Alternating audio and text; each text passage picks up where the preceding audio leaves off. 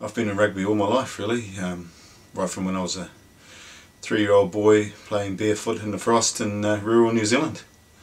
Right up till today, having opportunities to work with and alongside some of the best coaches in the world.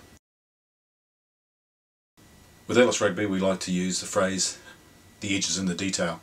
To me this depicts what we're trying to achieve here. Focusing on the small aspects of the game that can have huge impact as the game expands and as the player or the coach grows. One of the biggest thrills in rugby that I get is the look on the face of a young player who's just had a light bulb moment. All of a sudden he has a greater understanding of what we're trying to achieve, whether it be a skill or a strategy.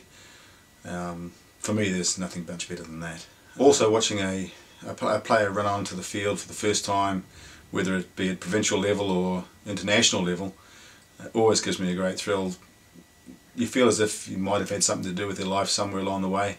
Whether that's true or not, I think many coaches claim that, but it's a great honour and something that I really get a thrill over.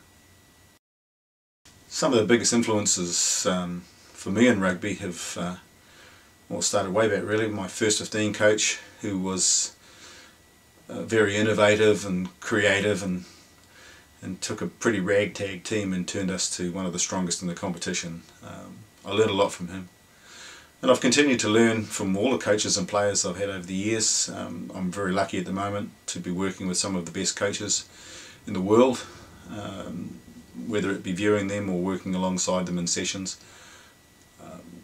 For me there's none better, and the information I've gathered from that is spectacular. I was very fortunate some years ago to work with a fellow called Barry Honan and for a company called DigiSport, and Barry and I worked together to create some coaching products in various sports. The benefits for me from that was looking through the eyes of other coaches and other codes, learning some of their techniques and some that were never used in rugby in those days, and possibly I was inspired from that to challenge the way that I'd coached rugby in the past, and particularly I think it helps when trying to develop skills coaching within players. Some years ago when Murray Mexted approached me to be skills coach for the International Rugby Academy, it was a great honour really.